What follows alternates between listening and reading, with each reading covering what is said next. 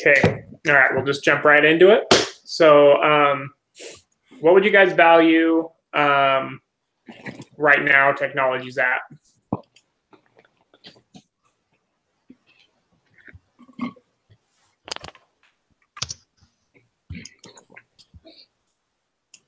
So I thought this one was it wasn't as clear cut as the ones from like last week, you know, where it was like, hey, 13 times, 8 times, and 11 times the valuations.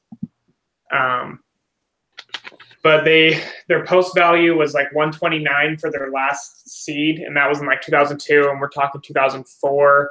They've had quite a bit of growth. They said that they were doing 35 million in revenue.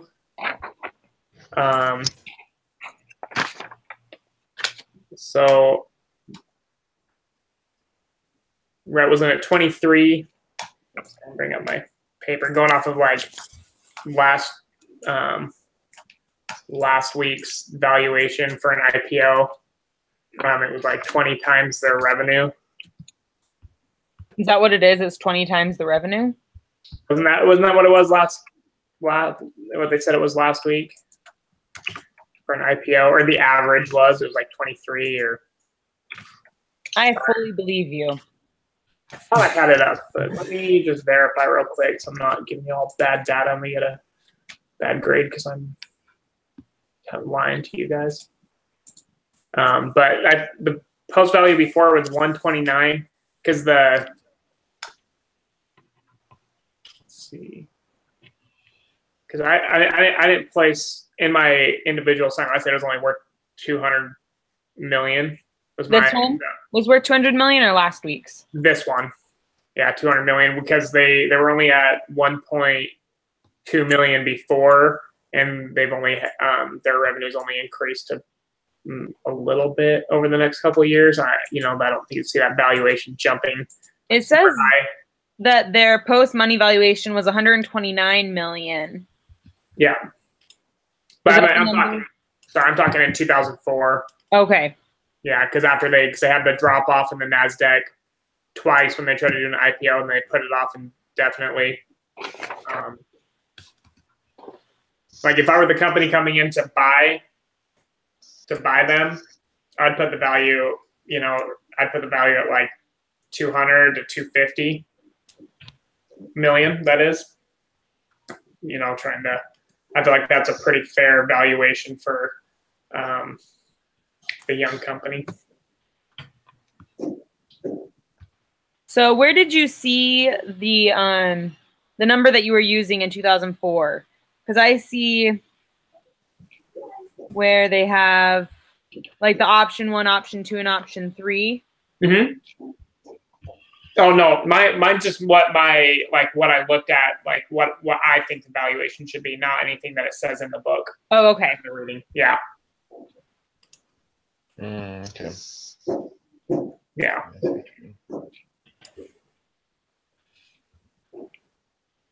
Let me pull up the assignment. I think I did this one wrong, but I mean, I agree with you. Well, because it says the revenue run rate approximately 50 million rather than the 35 million what it says in the offer and the options section on page 8. Mm-hmm. And then I think on the exhibits it goes over the run rates.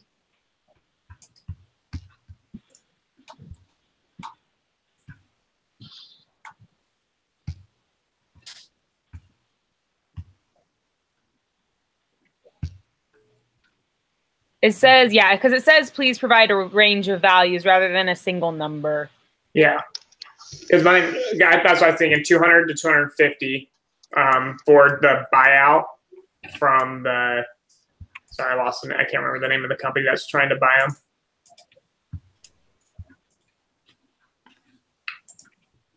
And then, but for the IPO, all right, well, yeah. So okay, so mine's 200 to 250 million. What do you guys think? I think that that's a good number considering that they are still relatively small. They don't even have 2,000 employees yet. Yeah. So this company is really still very small. So I would say that for a small company, being valued at $200 million is quite successful. I think so too. What do you guys think?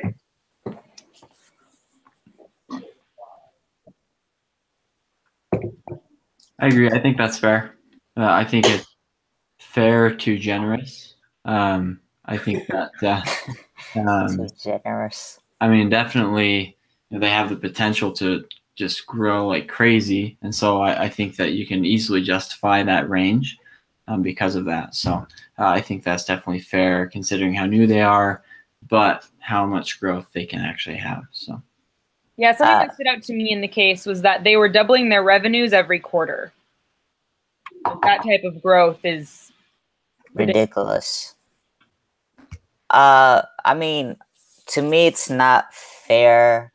I think they would have, if they could have kept on going, they would have made more than that.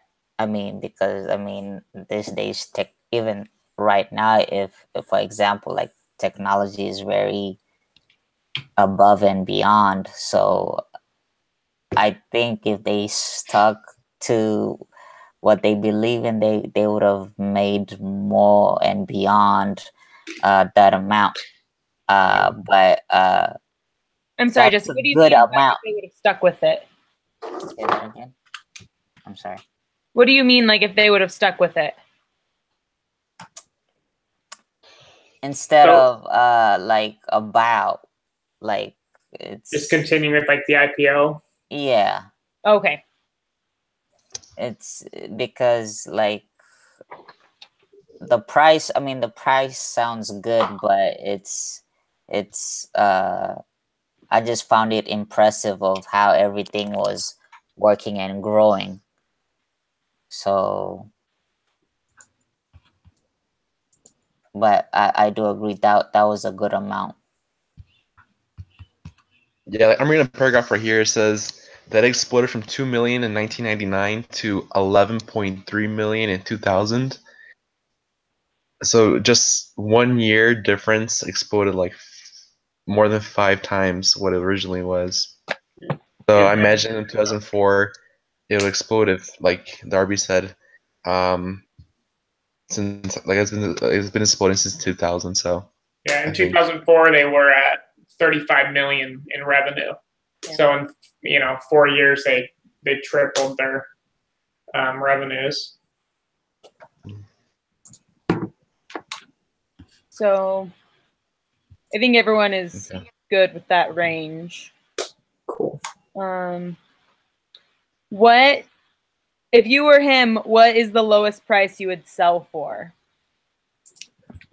So those are the questions for the individual assignment. Oh, I'm sorry, I'm on the wrong one then. Yeah, we're doing just the group ones.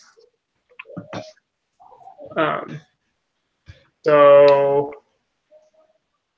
Okay, so if Greg's investors to seek 30 to 50%. Oh yeah, okay, perfect. What would they expect the exit value expect to be? So let me see here. Is there? Sorry, I'm trying to remember what exhibit it said that had all the.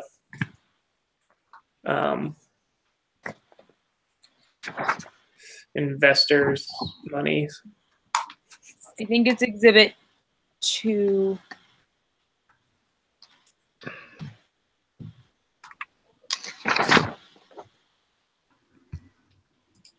Perfect, you're right. Cool. So series.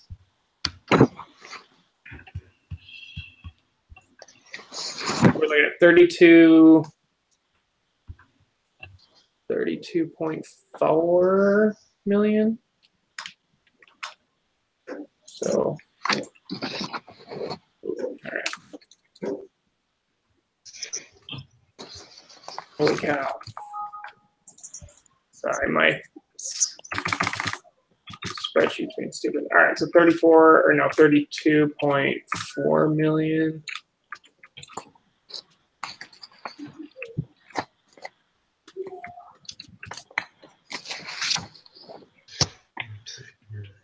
And that's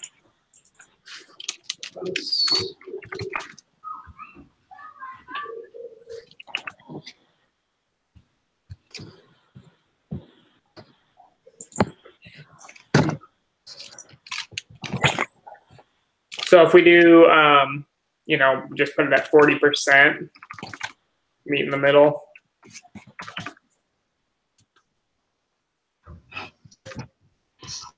Assuming that they invested, so yeah, based on their 32 million, they should want a return rate of 40%, which would be 12.9 million.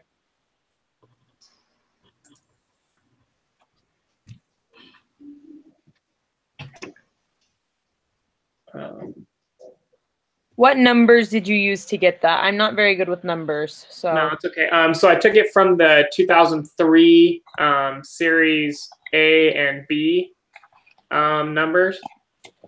For that being what their investors put into the company. Well, actually, no, I'm sorry, I did that wrong. I think it might need. No, that's right. At least I think so. I mean, what do you guys think? I'm pretty sure that's right, using the 2003 numbers, because that's everything up to 2003 that's been invested in the company.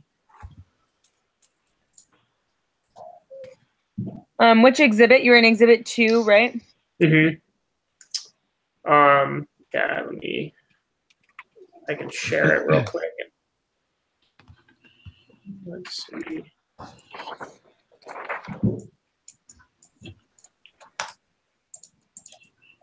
So let's see, screen share. So right here, these two numbers. Okay. So page 15, I think. Yeah. Page 15, exhibit 2. So by the time 2003, or the end of 2003, they had 32.4 million, or just under it, in investments. And so just, you know, rate of return. So 12 million or 13 million.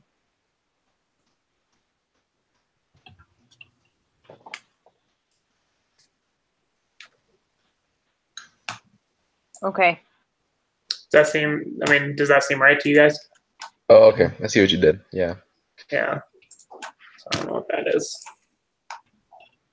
So I just times this by 40% to get the 13 million, or the 2.96 million, 12.96, that is.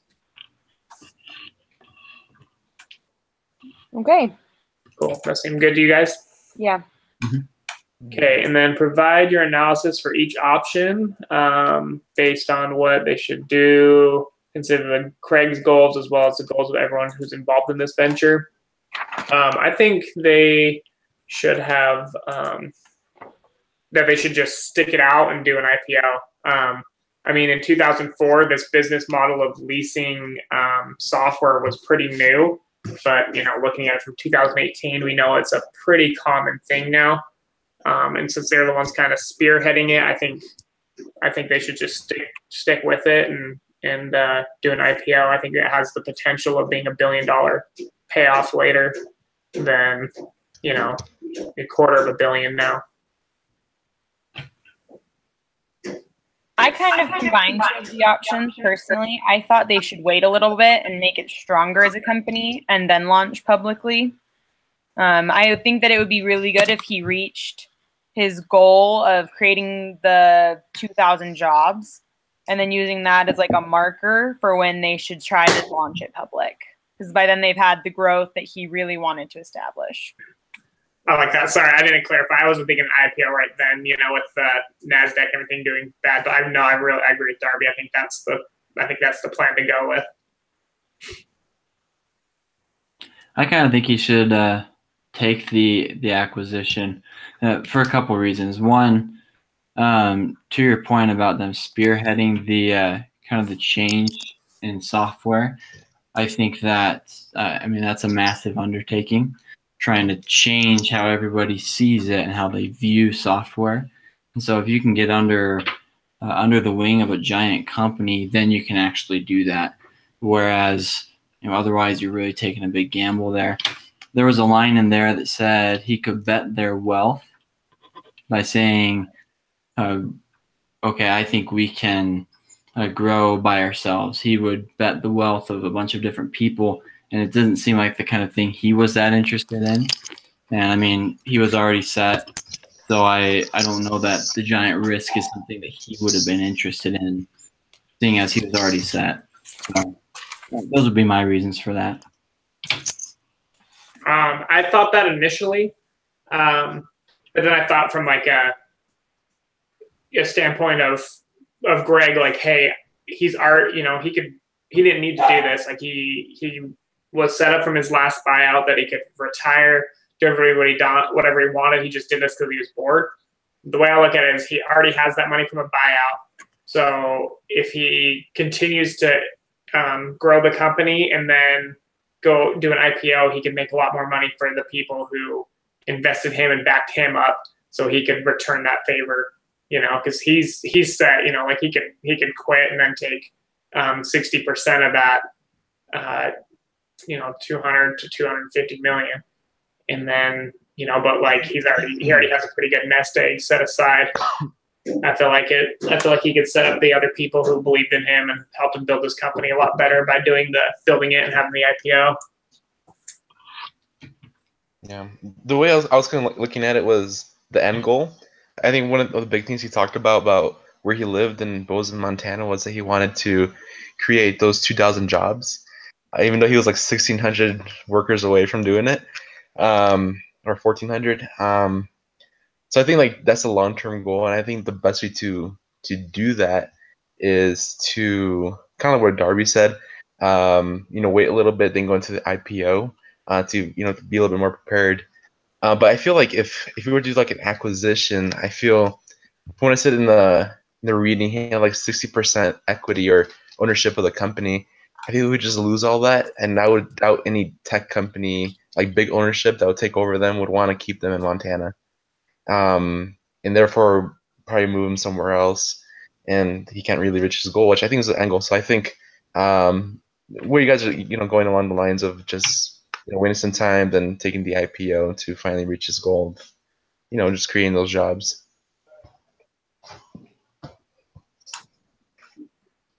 What do you think, Jesse? A couple notes here of what I wrote.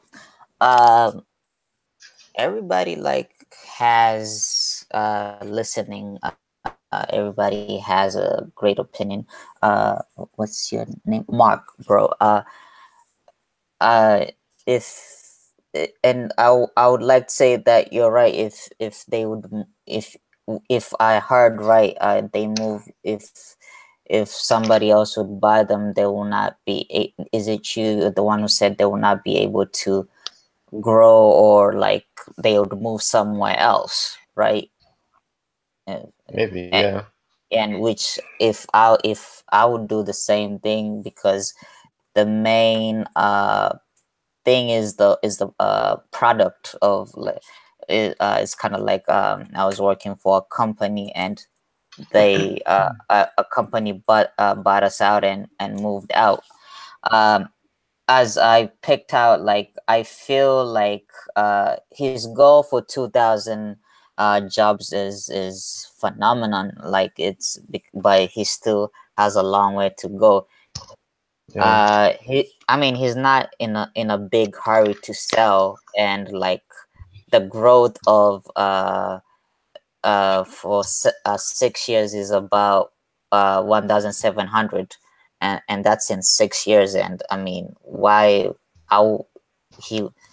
the best thing he would want to continue and see how far and of a growth it can be.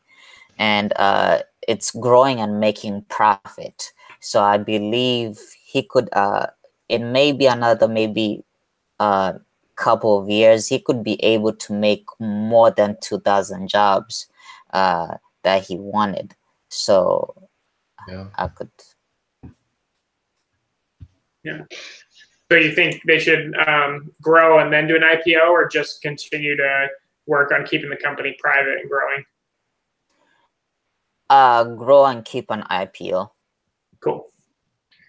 All right. So we have four IPOs and one buyout. I'm totally cool being the dissenter. I think I'm. That's fine. Okay, so we've covered all the questions. There aren't a lot of questions for this week, but Mark, what do you need for this write-up so far? For the group assignment or Yeah. that one, right? Yeah. Let me just look at the questions real quick. Because the questions are the ones that we just went over, I'm pretty sure. Yeah. I think same questions. Sometimes they're different though. It looks like they're the same ones for all these Yeah, four. I thought they were. Oh, I like that. That's nice. Yeah, that's good. It looks good to me. I think I have all the answers written down here from what we talked about. Yeah. What do we say for 3? Just to maybe clarify, maybe I understand it. So it says if Greg's investors seek a 30 to 50% internal rate of return, what exit value will they respect? I think that we said you know what? I'm 13 sorry. million, right? So we said that they need 13 million just for the investors, but that is just the raw number, not what they need for the exit. So for the exit, they would need. Sorry, let me see. Let me do some quick math here. Just my spreadsheet. So their valuation was. We said let's say we just said 200 million.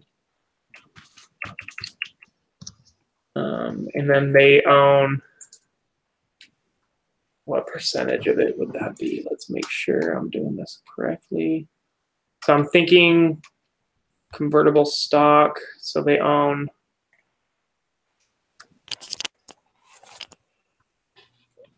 32.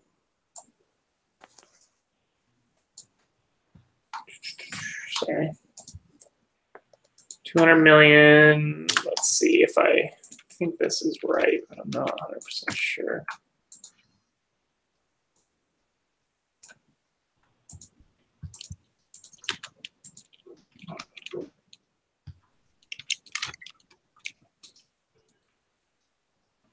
Well, for number 1 and number 2, for the value and the range of values, isn't 1 and 2 both 200 to 250 million? Yeah, I feel like range or 1 would be this. 1 and 2 are pretty much the same answer. I thought so. Okay, yeah. Make sure. So they own 16% of the company. The investors do. So I'm doing this right. So if they have a value of 200 million, and they own 16% of the company at that point, they'd only need 13 million to buy out. So it'd be 16. Let me do a little goal seek here and see if I'm doing this correctly. 160 million.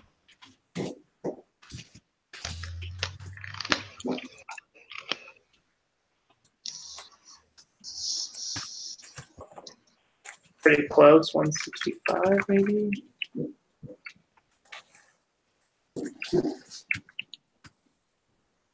Oh, I'm doing that wrong. So let's do 159.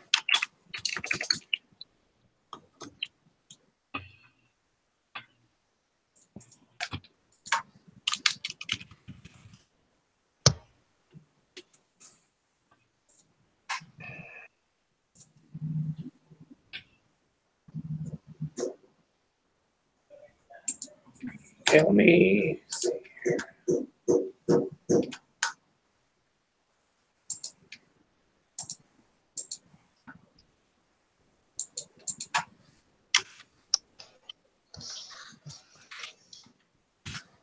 So what you're calculating right now, Alex, it's what they would need to exit and like sell. Yeah. So if to get the 40%, the 40% internal rate of return, they would have to exit at 154 million. If I'm doing this right. Oh no, that can't be right. It's only 15 million. Yeah, That doesn't make sense. it's not.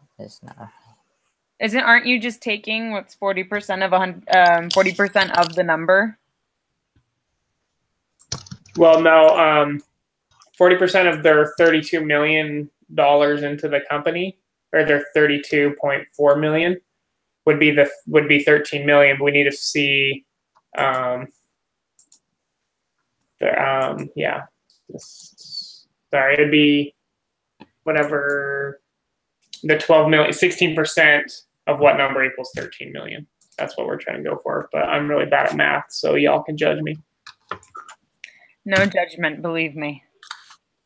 I know there's a stupid easy way to do this, but it's eluding me right now. So if 12.9 million is 16% of what? I know there's a stupid easy way to do this, guys. It's driving me nuts. Wouldn't you just multiply that number by the remaining percentage? No, because that would just get us 86% of maybe it's 1.8 1.6 times that. Is that it? No, that doesn't make sense either.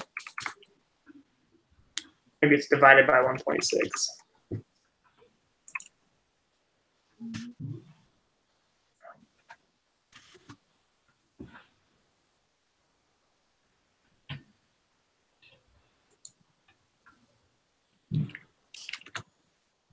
Okay.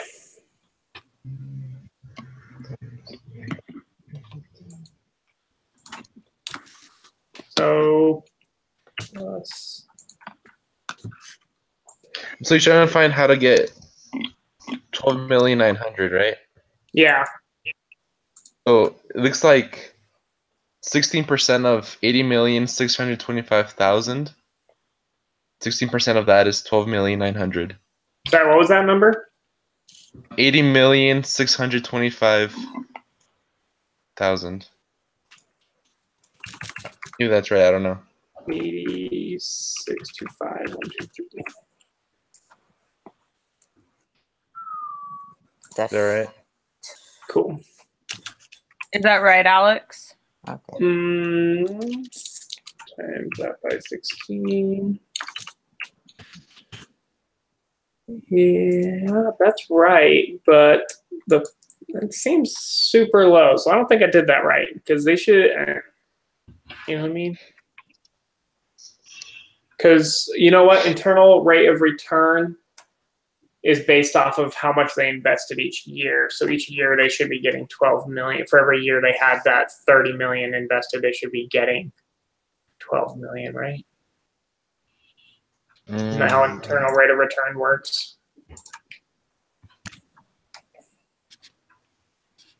Because it's got to be more than 12 million. It's got to be. Okay.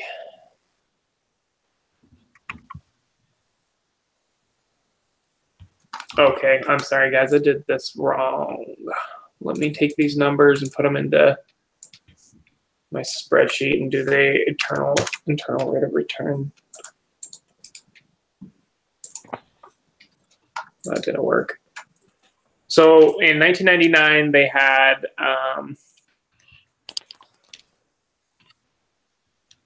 16. Right, these are done in thousands.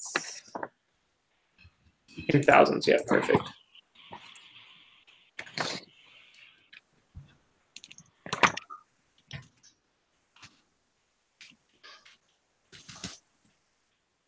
you looking at the redeemable convertible preferred stock? Yeah, I think that's where the investors come in, right? Because that's how they get there. That's where they're like, because they get equity from investing. Yeah. So each of these numbers, we need to do the 40% of each of these numbers, then do that total, and that's the total amount, not the 13 million. I'm sorry, guys. So 40% of the 16,000 that they've invested, So or 16 million, not thousand. it'll be so if we're doing a 40%, 6,448,000. yeah, and then, but we'll have to do it for every year that they had money invested into that company, and then the total of that. And that's the answer for the exit value. That'll be the answer for what they need as their IRR for number 3. Oh, what exit value? So they need 44 million is what I got. So they need 44 million for the 16%. So that's just for the investors. Yeah. Yep. So it's that same. So we're just doing the same thing we did before, but instead of 12.9, we're doing 44. Where else? Let me share this.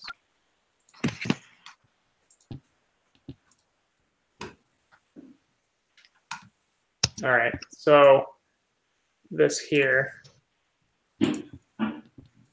This is what we're dealing with. So this was in 1999, 2000, 2001, and 2002. Or sorry, let me double check that.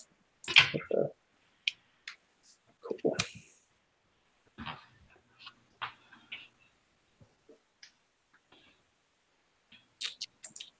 There we go. Yeah. Oh, you know what? I missed 2004 or 3, excuse me. 398.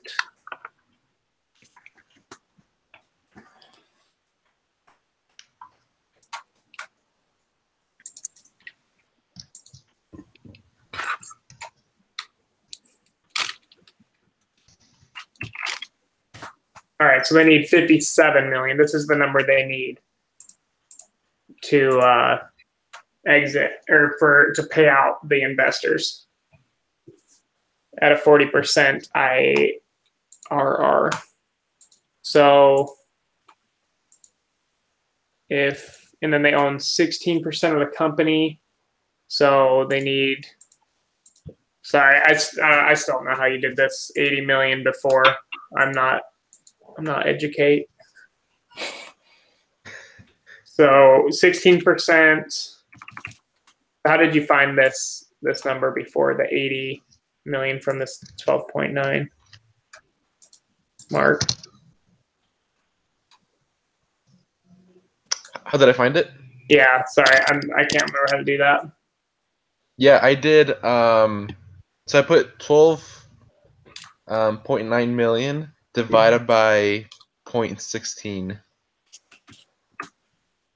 Okay, perfect. So the exit value is going to have to be 360,765,000.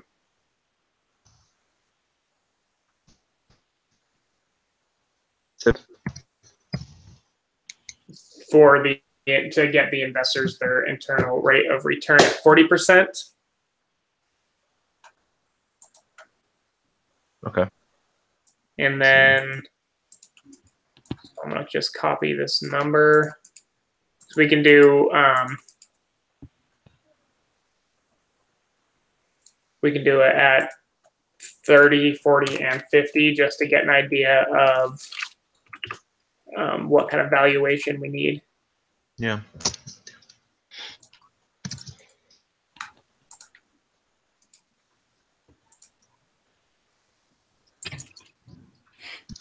And then 50%.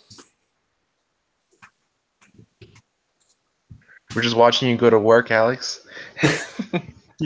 And I don't know if that's the case, man. Okay, boom. So this is 30.4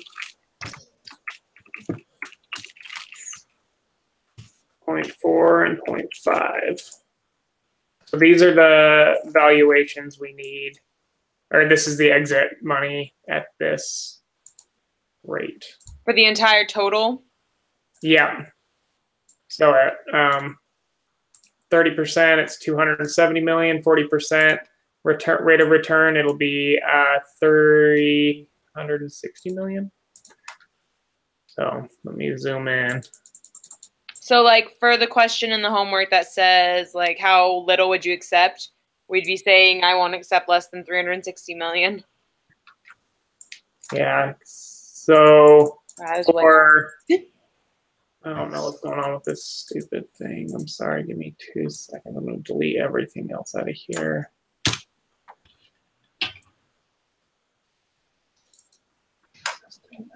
Okay. Sorry, guys. Okay. Okay, cool. Okay. So this is at 30% of internal rate of return is what our exit value needs to be. Exit value at 40 and then exit value at 50. So looking at that, I don't think the buyout is the best option for the investors.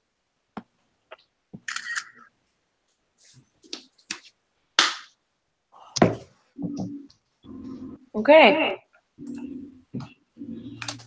So maybe well, I guess assuming they just saying that they want that rate of return doesn't mean that's what the valuation of the company is. But do you guys want to reevaluate our valuation, or do you think our 200 to 250 was a fair valuation for the initial buyout? Because I think at that point in time, it's still a fair buyout. Yeah. Not for the investors, but for. Yeah, I mean, these are just so that way we can see what the investors would optimize, like they would have if it was the ideal circumstance. Yeah. But I'm not sure that is the ideal circumstance if they were to sell immediately. I don't either. So I'm going to stay with the growth and then IPO. I agree. Cool. Yep. Cool. All right. Well, now that we circled back and got number 2 done, everyone else good? Are we good on everything else, Mark, or what else can we help you with? No, I think that's it. Yeah. So those 3 numbers right there, 30%, 40%, 50%, the numbers underneath are the answers for number 3, right? Yep. Cool. Yeah, I gotta write them down. Got them written down, so we should be good. Awesome. Sweet. All right. Well, I think that's all we need. I'll stop this broadcast.